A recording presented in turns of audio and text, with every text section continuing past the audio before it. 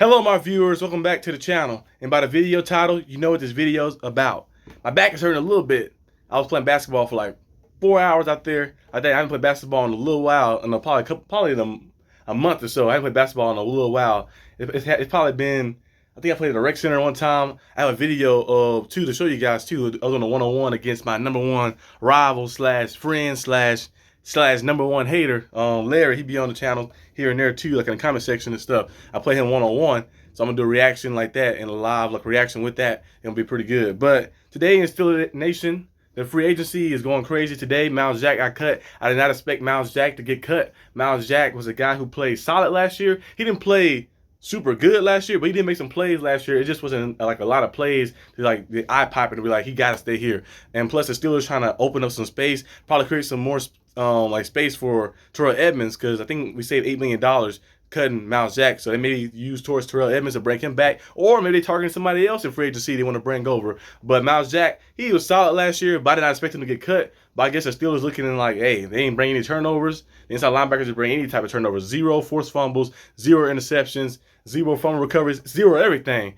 And TJ Watt missed half the season, and he had 2 picks. He had 2 turnovers himself, like that. So I'm like, he missed half the season with a bad shoulder, come back in, get the interceptions against Joe Burrow the first game, and remember the other one he had against Joe Burrow the second game. And y'all can't get not one. You think a ball, eventually you think in 17 games a ball will bounce your way, you'll hit a ball out, you'll be like, oh, or interception might get tipped up. Not one type of turnover like that. Myles Jack's still a good player in my opinion. I feel like he could have been a Pro Bowler multiple times with the Jaguars, but the Jaguars was kind of like in a bad situation and losing a lot, so the recognition didn't really get over there like to him and stuff. He'll find a home pretty quick, I believe so. Cole Holcomb contract details came out today as well. It says 3 years, $18 million. Actually a good deal. I don't know if it's all guaranteed, but it says 3 years, $18 million total. So that's a pretty good deal on to get Cole Holcomb, come off an injury a little bit, but he's a guy who's going to give you a lot and be very consistent. We also signed Elandon Roberts. That's that the linebacker from the Dolphins, number 52.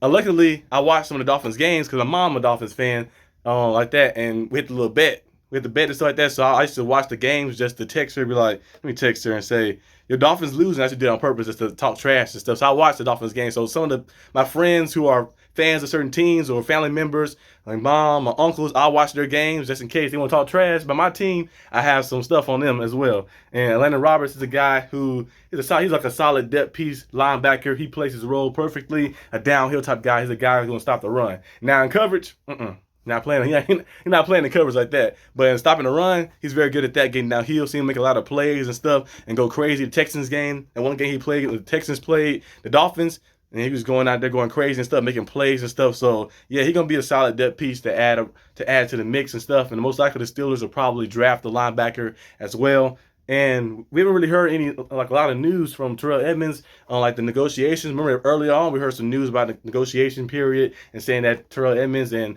both parties are working well. That's what Khan said. Mr. Khan said that. So I don't know what Terrell Edmunds said. I know he mentioned before that he wanted to come back to the Steelers. So hopefully he can come back. I know Cam Hayward said that he wanted him back and stuff, so hopefully we can bring him back. Hopefully cutting Myles Jack was a way for us to get more money to bring him back, so we can have him, Devontae KZ, Minka, and all these guys we added and stuff, and it'd be very, very good.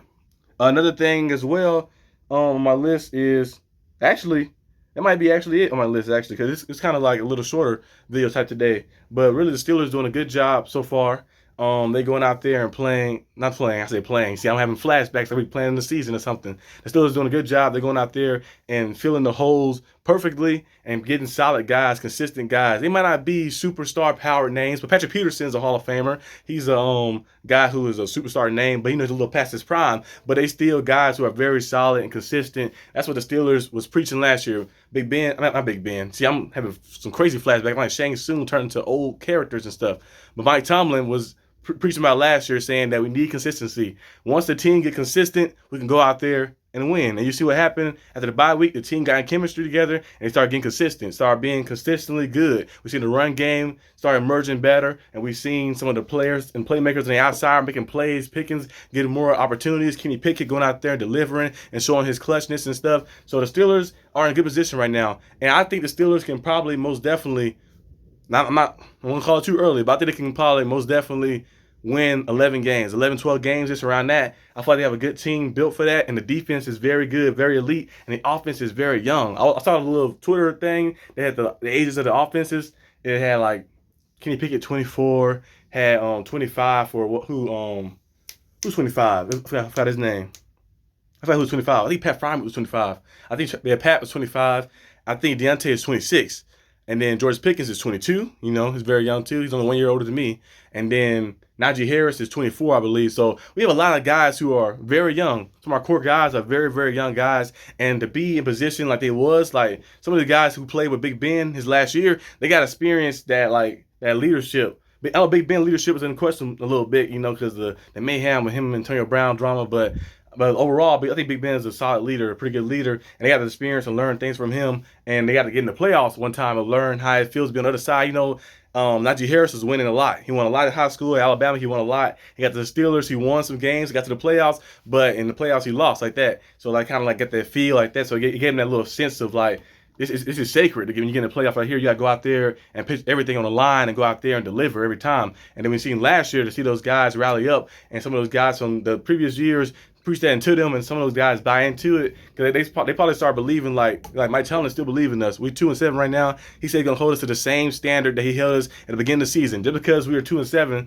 that means I'm gonna change the standard. Be like, well, maybe he can go out there and give us 180 passing yards. No, I'm holding to the same standard. I think he should be elite level quarterback. I think he should be elite level receiver, elite level running back, elite level cornerback. Everything. I'm holding to the same standard and say that they can be at this level. And that's what Mike Tomlin did, and that kind of instilled them with confidence. They're like, our coach believes in us like that. And they say, so if he believes in us like that, we gotta believe in ourselves to go out there and deliver. And the Steelers start delivering, start making plays, and start winning games. And we finished 9-8. We missed the playoffs by a little bit, but I felt that momentum and that rebuild year, and you still have a winning record, and you still miss the playoffs for one game, and your guys and the young guys and they got a lot of chemistry together, and they build up that momentum. I think next year the Steelers going to be a force to be reckoned with. Like that, I'm not just saying that because I'm a fan. I'm saying that because I actually believe it.